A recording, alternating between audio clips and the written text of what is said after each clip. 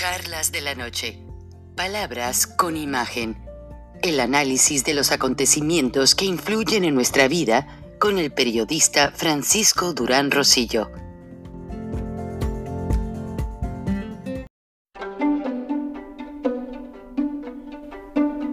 Frank Durán Rosillo te saluda y los saluda a todos ustedes, su amiga María Celeste Raraz, para invitarlos a que se suscriban a mi canal de YouTube, María Celeste Raraz, tal como mi nombre, donde les informo todas las semanas sobre entrevistas que tienen un tema que ayuda a mejorarnos como personas y de paso son interesantes. Las pueden encontrar en mi canal de YouTube, así que los espero. Y se suscriben gratis.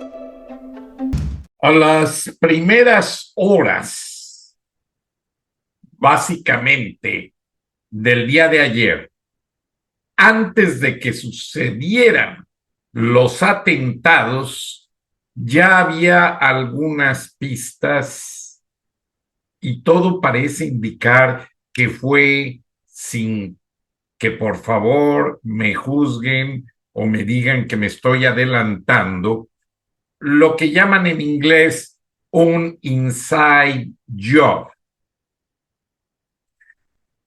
Este inside job quiere decir en inglés, como un ejemplo que se menciona muchísimo, el ataque a las Torres Gemelas en Nueva York, que mucha gente todavía no compra de que fueron Osama Bin Laden y toda esa gente, sino que fue algo interno dentro de los mismos enemigos domésticos de los Estados Unidos. Bueno, pues la investigación que van a ver a continuación, que siento que en algunas partes tiene verdades, en otras siento que le falta consolidar algunos datos, y por favor véanlo como un indicio de encontrar la verdad. No lo vean como un hecho consumado, por favor, porque desde ayer hasta vaya usted a saber cuándo se van a estar mencionando situaciones y cosas, o a lo mejor acallan la situación y la maquinaria oficial prohíbe que no se mencione nada más, puesto que ha habido una serie de revanchismo y de incidentes entre García Harfuch, director de Seguridad Nacional en México, y Ricardo Trevilla, el secretario de la Defensa, en el sentido de que Trevilla no acepta a García Harfuch, a grado tal de que desmantelaron la oficina de inteligencia que iba a ocupar García Harfuch, y los militares se llevaron todo. Entonces, algunas cosas tienen mucho sentido con esta versión, otras, pues como el oficialismo mexicano es muy oscuro, y principalmente tratándose del ejército mexicano,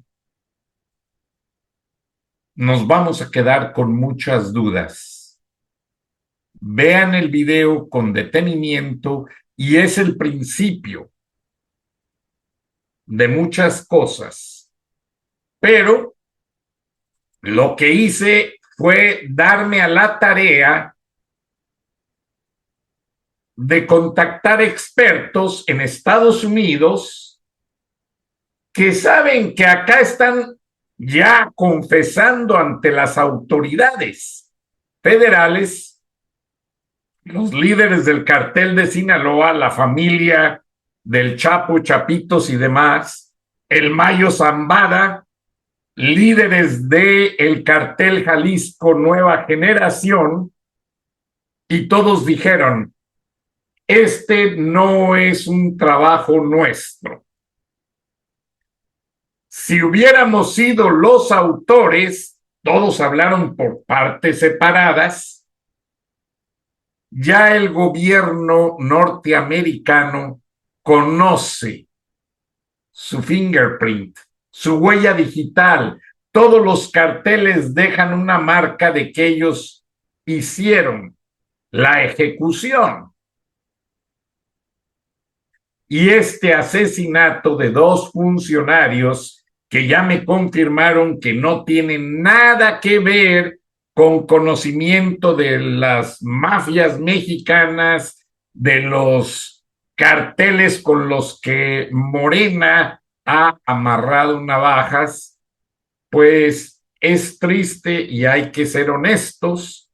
Si estos muchachos no estaban involucrados, ¿qué hay detrás de su muerte? Yo se los he repetido siempre. No confío ni en el general traidor Trevilla, ni tampoco en García Harfuch.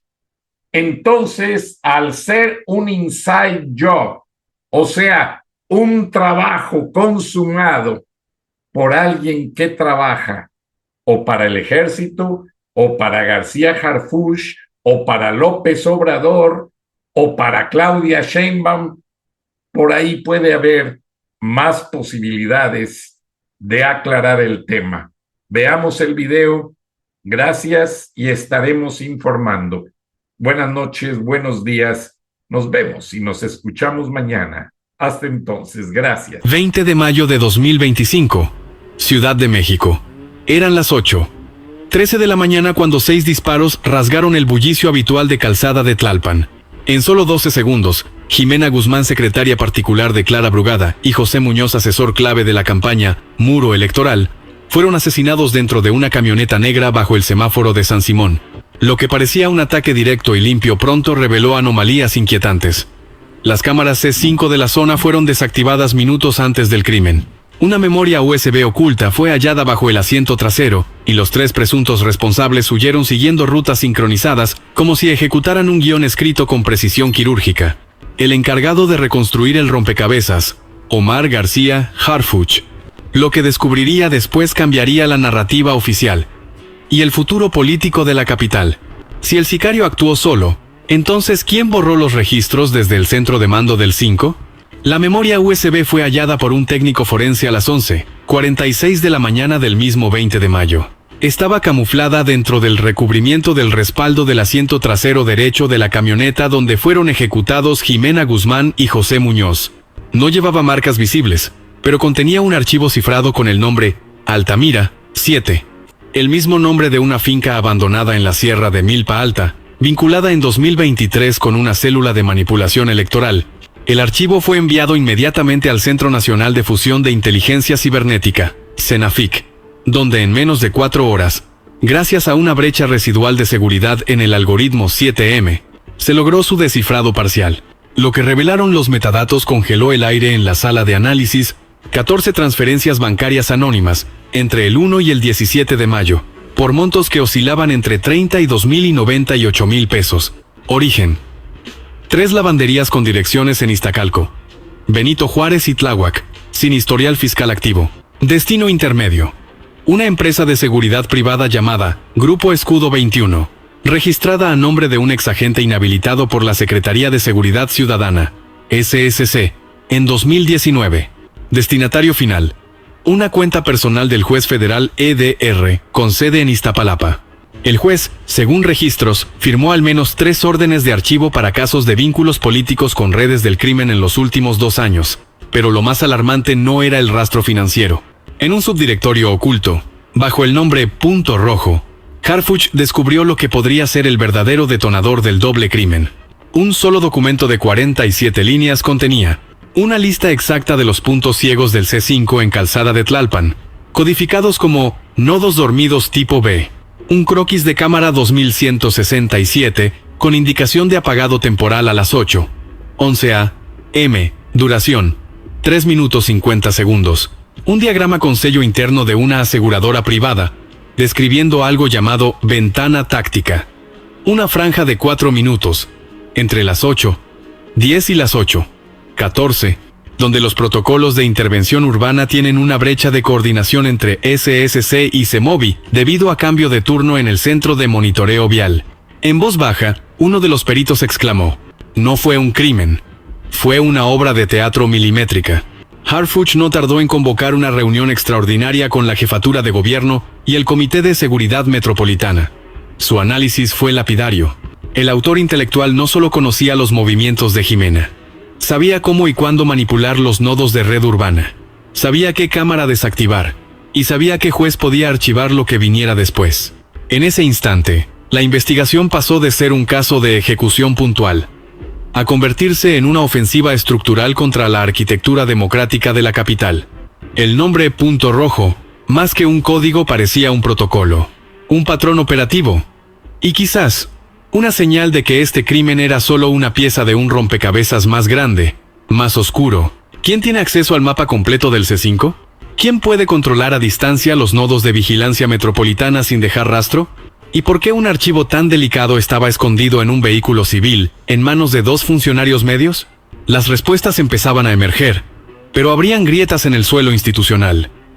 Porque si un juez puede ser pagado desde una lavandería fantasma, si una empresa de seguridad puede servir como fachada, y si una red digital puede desactivar cámaras para facilitar un asesinato, entonces no estamos ante un simple crimen político. Estamos ante un sistema de infiltración. Uno que borra sus huellas desde adentro. Uno que convierte la tecnología ciudadana en un arma encubierta. Y como advirtió Harfuch al final de la sesión, no vamos a cazar fantasmas, vamos a desenmascarar estructuras. ¿Quién diseñó el punto rojo? ¿Y cuántos más existen bajo nuestras narices, esperando activarse? Las cámaras no mienten. O al menos, eso creíamos. Durante la revisión forense del nodo 2167 del C5 ubicado sobre Calzada de Tlalpan, esquina con Viaducto Miguel Alemán, el equipo especial, Hydra, detectó una secuencia de imágenes que no figuraba en el registro automático. A las 7:46 a.m., 3 sujetos vestidos con camisas grises y chalecos con el emblema de soporte técnico del SSC accedieron a la zona de mantenimiento sin autorización registrada. Manipularon la consola por casi 5 minutos y salieron sin dejar rastro en los logs oficiales. Lo desconcertante no fue solo su precisión, sino su inexistencia administrativa. Cuando Harfuch solicitó los nombres al área de recursos humanos de la Secretaría de Seguridad Ciudadana, la respuesta fue escalofriante. No existen en nómina, no hay registros de contratación, ni tarjetas de acceso válidas, ni asignación de turnos. Ni uno solo de los 3 hombres formaba parte del personal activo o histórico. ¿Infiltración? ¿Suplantación? ¿O un grupo fantasma operando desde dentro? La unidad Hydra cruzó inmediatamente los rostros con la base de datos de imágenes biométricas de eventos gubernamentales, y allí apareció el primer cruce inesperado. Uno de los individuos con barba de 3 días y oreja izquierda parcialmente deformada coincidía con un perfil captado durante un evento del PRI en agosto de 2023, en el Palacio de los Deportes, donde trabajó como personal de refuerzo de seguridad temporal. El uniforme era idéntico. El rostro un 97% coincidente según el software de reconocimiento facial. Nombre usado en ese entonces, Arturo Delgado C. Contrato firmado por una empresa subcontratada ya extinta, Escudos Flexibles S.A.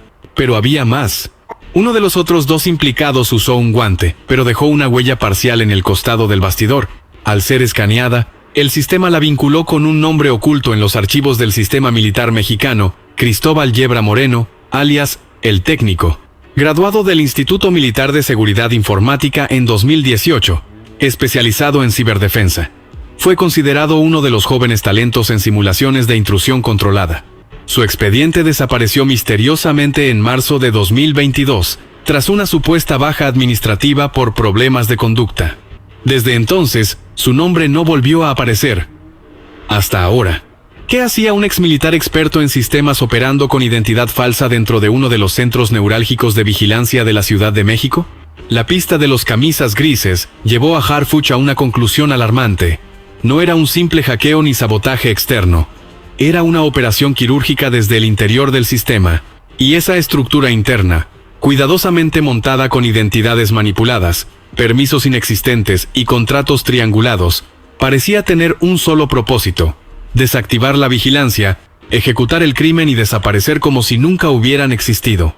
Más allá del espanto técnico y la sofisticación del modus operandi, la revelación pone contra las cuerdas a una ciudad que confía ciegamente en sus redes de seguridad. Porque si los nodos del C5 supuestamente impenetrables pueden ser manipulados por empleados invisibles, ¿qué otra infraestructura está comprometida? ¿Quién controla realmente los ojos que vigilan nuestras calles? Uno de los asesores de inteligencia cibernética del equipo Hydra, al ver las coincidencias con otras anomalías ocurridas en meses recientes, advirtió en voz baja: esto no es un caso aislado, es una red, y los camisas grises podrían ser solo la fachada operativa de algo mucho más grande. En los informes preliminares entregados al Comité de Seguridad Metropolitana, Harfuch fue contundente. Estos individuos sabían lo que hacían. Conocían los intervalos de sincronización de datos entre estaciones. Sabían en qué momento exacto podía desactivarse una cámara sin generar alertas en el sistema madre. Y, sobre todo, sabían cómo ocultar su rastro como si nunca hubieran estado ahí. El silencio posterior a sus palabras fue más estruendoso que una sirena. El público merece saber: ¿quién reclutó a estos fantasmas? ¿Quién les dio acceso a las entrañas digitales del SSC?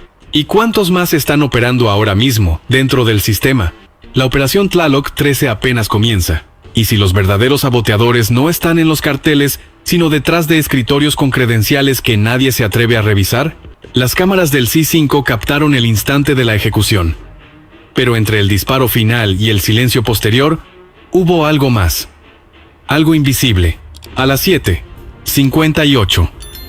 3. Un acceso no autorizado fue registrado en el nodo de videovigilancia 14, C5MX, ubicado en la intersección de Calzada de Tlalpan y Napoleón, apenas 3 minutos antes del atentado. No fue una coincidencia. Fue una intervención quirúrgica, silenciosa, dirigida, críptica. Cuando los analistas del Centro Nacional de Inteligencia comenzaron a revisar los logs de tráfico del sistema, un pequeño fragmento de código llamó la atención. Una dirección IP sin origen claro, rebotada a través de 5 servidores proxy en Rumanía, Singapur, Hermosillo, Oslo y finalmente Ciudad de México, cerraba el rastro, la última conexión. Un punto físico no registrado en la red de oficinas públicas. La localización final conducía a un inmueble abandonado. Número 231, calle Lago Plava, viaducto Miguel Alemán, alcaldía Benito Juárez. Fue entonces cuando Omar García Harfuch tomó la decisión. 21 de mayo, 3:17 a.m. El secretario de Seguridad Federal encabezó una incursión directa con un equipo de asalto y 3 peritos forenses digitales. En el interior del local oculto, tras una fachada de papelería en ruinas, se hallaba un cuarto frío, insonorizado, lleno de racks metálicos y discos duros apilados como ataúdes de datos. El aire olía a polvo, humedad y al frío de una inteligencia que no dormía. En el centro, un solo servidor activo. No tenía monitor ni teclado. Estaba programado para operar solo. Cuando fue desconectado, un protocolo de autolimpieza intentó borrar todo su contenido en 12 minutos, pero la intervención fue milimétrica. En el caché temporal, aún residía un solo archivo sin cifrar. Operador 0, conf. Era un archivo de configuración, pero no ordinario. Su contenido revelaba la existencia de 4 alias encriptados, definidos como factores de alteración estructural en nodos de vigilancia digital. En términos llanos, personas capaces de hackear, manipular, intervenir o borrar evidencia crítica de los sistemas de seguridad pública sin dejar rastro. El más inquietante de los nombres aparecía codificado como A.L., con una nota lateral que indicaba Acceso Nivel 7, Proyecto SMJ. Al cruzar la base de datos del Centro Nacional de Inteligencia con registros históricos, surgió una coincidencia perturbadora. A.L. corresponde a Alejandro Alonso Ledesma, ex asesor en innovación y tecnología del exgobernador de Jalisco entre 2017 y 2022. Un personaje que había desaparecido del radar mediático tras un supuesto retiro profesional en 2023. Alejandro Alonso no era cualquier funcionario. Fue uno de los arquitectos del Sistema Estatal de Videovigilancia de Jalisco, y luego participó como consultor en el desarrollo del software de reconocimiento facial Syntax 5, utilizado por dependencias federales entre 2019 y 2021. Según informes internos, Syntax 5 fue modificado subrepticiamente para incluir puertas traseras, es decir, accesos secretos que permitían visualizar y manipular registros sin autorización del operador legítimo. El hallazgo hizo temblar los cimientos institucionales. No se trataba de un hacker externo ni de un ataque por venganza. Era una operación profesional, diseñada desde dentro del sistema, con conocimiento absoluto de la arquitectura digital del Estado.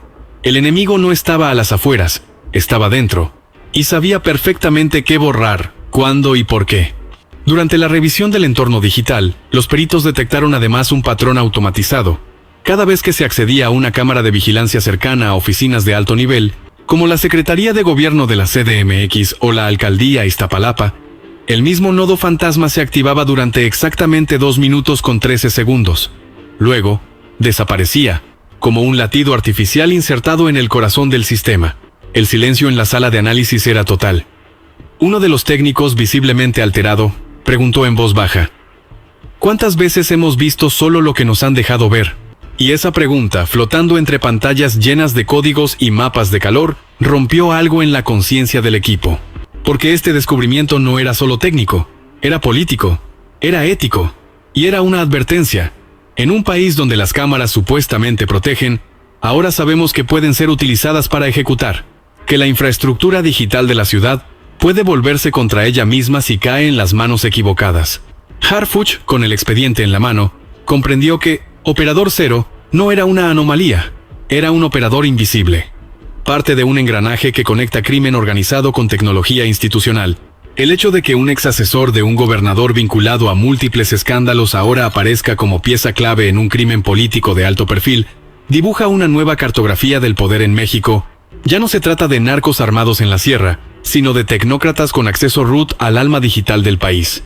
Con la información obtenida, se emitió una orden de búsqueda nacional para Alejandro Alonso Ledesma y se alertó a Interpol tras rastros financieros que lo vinculan con 3 empresas fachada registradas en San José, Costa Rica, Tallin, Estonia y Monterrey, Nuevo León.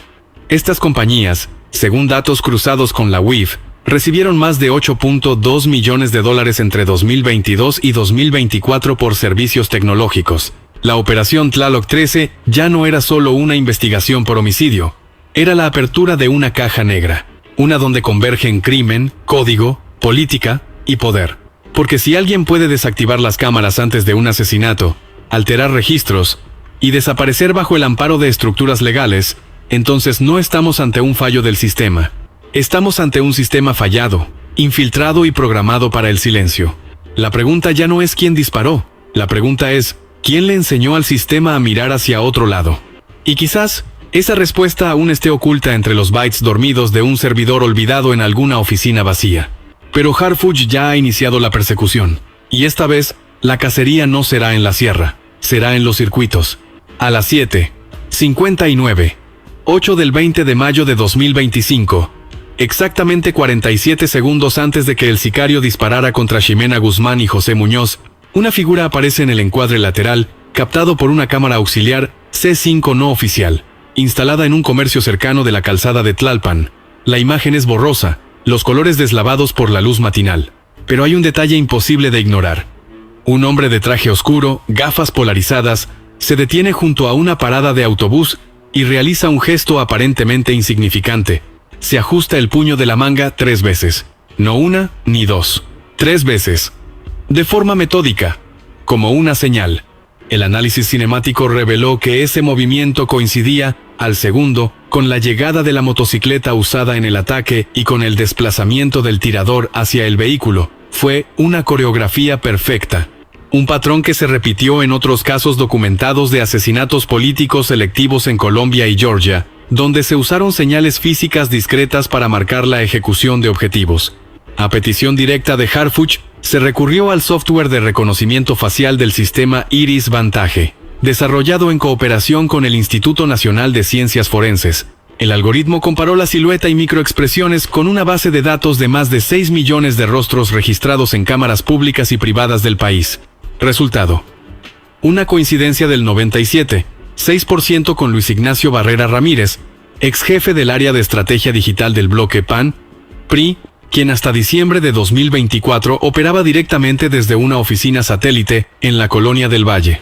Luis Barrera fue un perfil clave en las campañas políticas de alto impacto en 2018, 2021 y 2024. Su nombre, sin embargo, desapareció de los reflectores desde la derrota de su bloque en las últimas elecciones locales. Según registros de redes sociales, su última aparición pública fue el 18 de mayo, 2 días antes del crimen.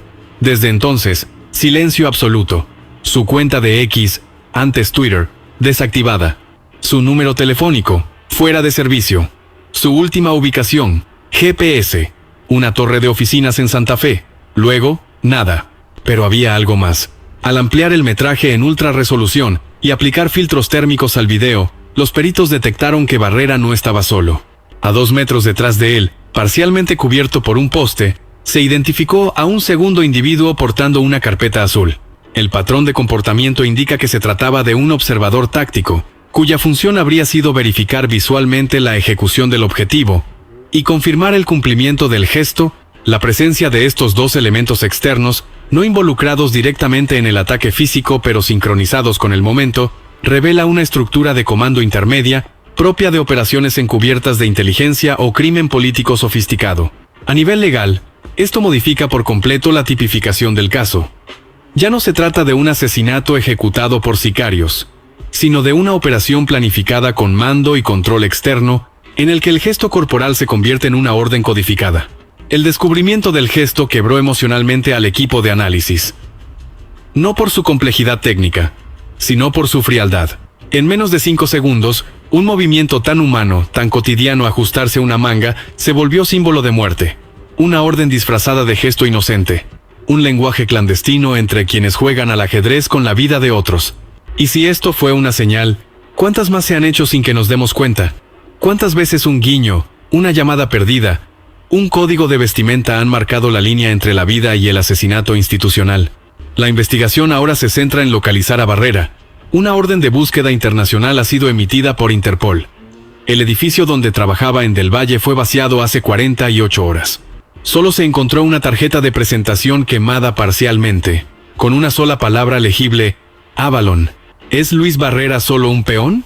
¿O acaso es una pieza clave en un tablero donde se intersectan el crimen organizado, las campañas políticas y los contratos públicos? La Operación Tlaloc 13 ha dejado de ser un caso de seguridad. Se ha convertido en un espejo roto donde cada fragmento revela una verdad incómoda, que incluso los gestos más pequeños pueden ocultar los pactos más oscuros. La pregunta ya no es si hay infiltrados, sino ¿cuántos están todavía operando a plena luz del día, delante de nuestras cámaras, detrás de nuestros votos?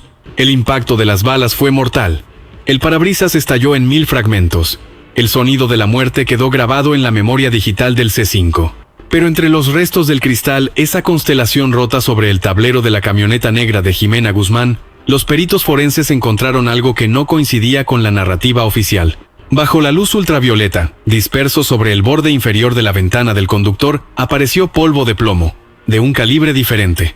No eran restos de los disparos que mataron, eran partículas más finas, más viejas, posiblemente pertenecientes a una bala de prueba. O peor aún, una advertencia fallida, un disparo previo de marcación, que no había sido reportado. Un intento de intimidación, oculto tras la rutina. El análisis balístico reveló que esas micropartículas no correspondían al calibre .45 usado en el ataque, sino a un proyectil calibre .22 de tipo corto, común en municiones de entrenamiento o señales encubiertas. La trayectoria no fue perforante, lo que sugiere que se disparó antes del ataque real, y probablemente en un contexto no violento, como una manipulación controlada. Harfuch solicitó entonces una reconstrucción completa de los últimos 15 días de movimiento del vehículo de la funcionaria. El registro GPS del sistema de flotilla gubernamental reveló un patrón inusual. El 10 de mayo de 2025, a las 14:36, el auto había sido ingresado para lavado y detallado en el establecimiento Autolimpia 19, ubicado en calle Ferrocarril de Cuernavaca, 712, Colonia Escandón, un lugar aparentemente común, pero con antecedentes ocultos. En 2022, el mismo taller había sido investigado por el área de inteligencia de la Marina, tras encontrarse microcámaras espía instaladas en los ductos de ventilación de 2 vehículos diplomáticos. El caso fue cerrado por falta de pruebas contundentes, pero en círculos de inteligencia se le clasificó como punto de acceso clandestino a información vehicular de alto nivel. En esta ocasión, algo más llamó la atención del equipo de investigación. La trabajadora encargada de recibir el vehículo de Jimena Una mujer identificada como G. Méndez renunció sorpresivamente el mismo día 10 de mayo, tras 3 años de empleo continuo. No se presentó a su turno vespertino. Según testigos, salió con prisa, cargando una bolsa de tela azul marino con un logotipo apenas visible. Carmen Agency. Carmen Agency, oficialmente, es una firma de comunicación estratégica registrada en Puebla. Pero, de acuerdo con documentos internos de la FGR filtrados en 2023, es en realidad una caja negra de propaganda utilizada por diversos operadores políticos para campañas digitales de difamación, manipulación de percepción y, en casos extremos, para rastreo y espionaje selectivo. Su historial está vinculado a episodios tan oscuros como la filtración de audios comprometidos en elecciones locales de Oaxaca y la creación de perfiles falsos para infiltrar grupos de activismo ciudadano. La aparición del logotipo en la escena de este crimen cambia el ángulo. El asesinato de Jimena y José no solo fue planeado como un ataque físico, sino también como parte de una narrativa construida, editada, monitoreada desde las sombras. Todo indica que el vehículo fue alterado mientras estuvo en Autolimpia 19. ¿Qué instalaron? ¿Qué observaron? ¿Cuántos datos extrajeron antes del ataque? Las preguntas aún no tienen respuesta, pero los técnicos lograron clonar el disco duro del sistema multimedia del coche y están recuperando secuencias que muestran conexiones automáticas a redes Wi-Fi ocultas, activadas brevemente mientras el auto permanecía detenido en la zona de lavado. La sensación es escalofriante. Un simple lavado de auto se transforma, con el lente correcto, en una operación de inteligencia. Una trampa brillante, disfrazada de rutina, y una pieza más en el rompecabezas que Harfuch ha llamado la línea invisible entre el Estado y su sombra. Porque no se trata solo del polvo de plomo, ni del nombre de una agencia oculta en una bolsa. Se trata de una red, un tejido invisible de colaboradores indirectos. Técnicos que instalan, asistentes que filtran, comunicadores que borran huellas desde una laptop. El crimen organizado del siglo XXI no siempre lleva fusil. A veces porta gafas, traje y factura todo con IVA. La operación Tlaloc 13 ha revelado que no hay detalle pequeño cuando se trata de crimen político, que incluso un grano de polvo puede hablar, y que, en un país donde lo visible ya no basta, la verdad comienza en lo que no se ve. Próxima etapa: llamadas bloqueadas. Política, tecnología, red de medios. Pero la pregunta sigue siendo: ¿quién tocó primero el auto de Jimena Guzmán? ¿Y por qué ese disparo de advertencia nunca fue escuchado? 21 de mayo de 2025. 1:42 a.m. Ciudad de México. Un informe reservado llegó a manos de Omar García Harfuch en la sala de análisis del C5. El encabezado era simple, pero devastador. Audio reconstruido, origen TEP-JF, probable contacto con víctima, Ocheishi.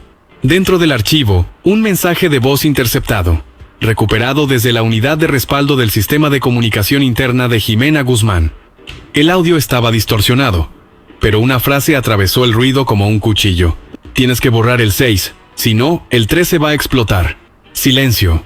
Un silencio denso, que no era técnico, sino institucional. Era el eco de una amenaza cifrada, emitida desde dentro del Estado. La llamada se registró el 16 de mayo a las 22:17, desde un número encriptado asociado a un servidor interno del Tribunal Electoral del Poder Judicial de la Federación, TEP-JF.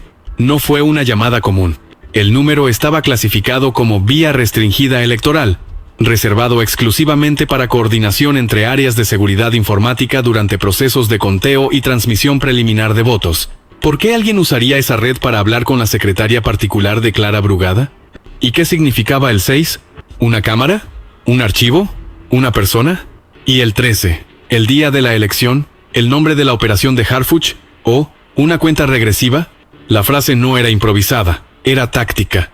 Borrar el 6 no suena como una advertencia desesperada, suena como una orden operativa encubierta. El 13 va a explotar, no es metáfora, es lenguaje de daño planificado. Los analistas de la Unidad Técnica de Inteligencia Electoral detectaron una correlación inmediata, el nodo 6, del sistema de monitoreo en la zona poniente del Palacio del Ayuntamiento, había sido desconectado manualmente el 17 de mayo a las 3:01 a.m., solo unas horas después de la llamada. Ese nodo controlaba, entre otras cosas, una cámara con visión directa hacia el acceso de personal, donde trabajaba José Muñoz. Además, se halló en el backup de la tablet de Jimena una referencia a USB 6B Luna, El dispositivo nunca fue encontrado. El registro indica que fue conectado por última vez el 12 de mayo en un equipo perteneciente al área de adquisiciones del gobierno central. El contenido, desconocido. Solo quedó el rastro digital de una carpeta eliminada manualmente a las 14:09. Su nombre, contrato, Carmen, Puno. Las piezas comenzaban a encajar. Borrar el 6, ícoles desactivar la cámara Plus, eliminar el USB. El 13. Y como es el día de las elecciones o la operación Tlaloc 13.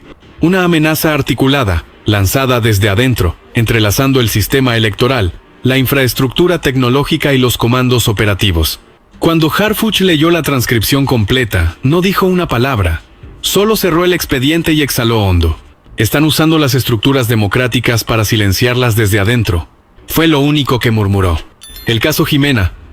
Muñoz ya no era una ejecución selectiva. Era una respuesta institucional contra quienes sabían demasiado.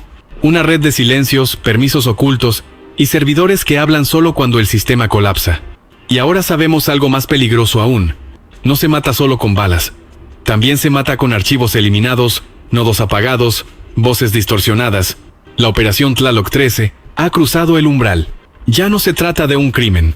Se trata de un sistema que usa su propia legalidad para blindar el crimen. ¿Quién dio la orden de esa llamada? ¿Quién es el 6? ¿Y qué es lo que va a explotar si no lo detenemos ahora? Este no es solo un atentado electoral. Es una guerra fría tecnológica disfrazada de democracia. 20 de mayo de 2025, 23:45 horas. En la sala de crisis del Búnker Federal de Inteligencia, las luces se atenúan.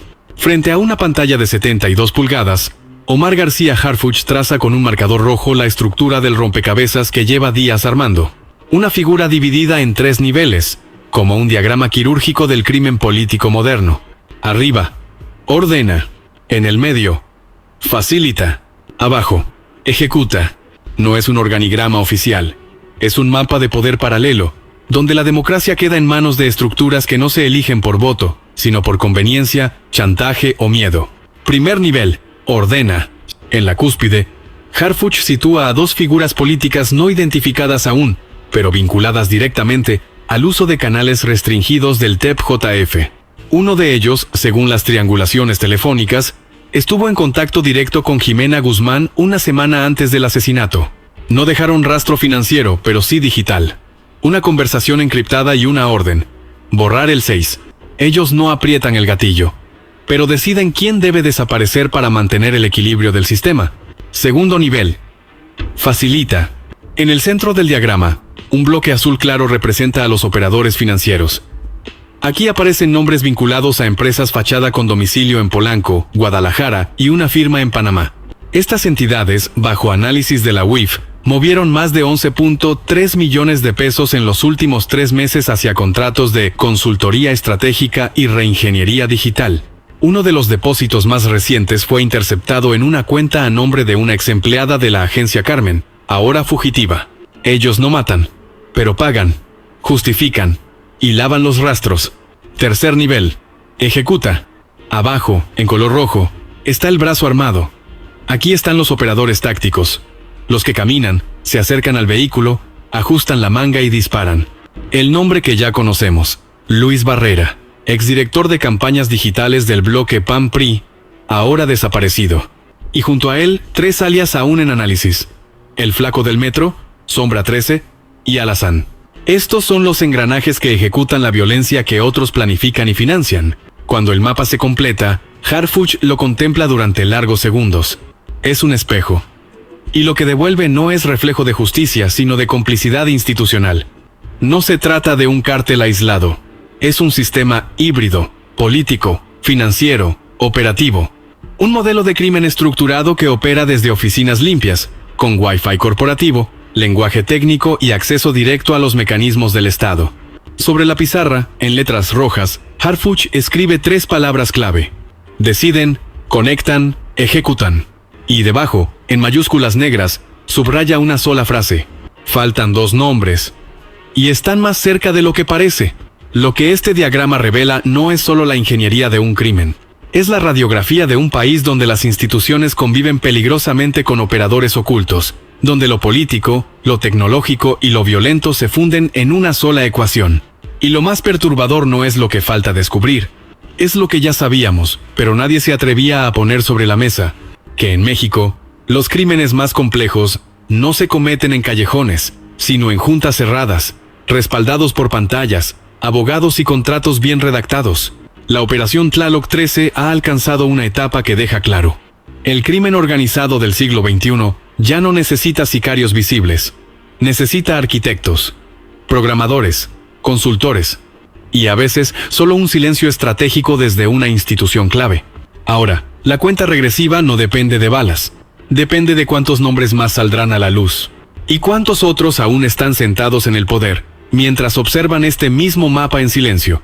En la penumbra de la sala de estrategia, mientras los monitores seguían proyectando los últimos cruces telefónicos y movimientos financieros, un sobre Manila fue deslizado discretamente sobre la mesa frente a Omar García Harfuch.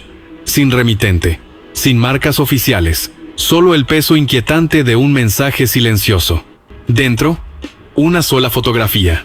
Su hija menor, captada saliendo del colegio en Querétaro, mochila azul, uniforme impecable, una sonrisa que no imaginaba estar bajo vigilancia. Y junto a la imagen, un trozo de papel doblado en 4. Escrito a mano, con tinta negra: tu verdad no vale la sangre de ella. El silencio que siguió fue más estridente que cualquier amenaza directa. Era un golpe al centro emocional de un hombre que ha sobrevivido emboscadas, balas y traiciones, pero que ahora enfrenta la pregunta más cruda: ¿hasta dónde vale la pena llegar cuando el precio toca a quienes amas? Esa noche, Harfuch no pidió más custodios. No encendió el protocolo de crisis. Solo dijo 2 palabras, mirando el tablero con los 3 niveles del crimen estructural: ya es personal. Esto ya no es solo una investigación. Es una batalla por la verdad. Si crees que México merece instituciones limpias, comparte este video, deja tu opinión en los comentarios y guarda esta historia, porque el silencio solo beneficia a los que tienen algo que ocultar. Frank Durán Rosillo te saluda y los saluda a todos ustedes, su amiga María Celeste Raraz, para invitarlos a que se suscriban a mi canal de YouTube, María Celeste Raraz, tal como mi nombre, donde les informo todas las semanas sobre entrevistas que tienen un tema que ayuda a mejorarnos como personas y de paso son interesantes. Las pueden encontrar en mi canal de YouTube, así que los espero. Y se suscriben gratis.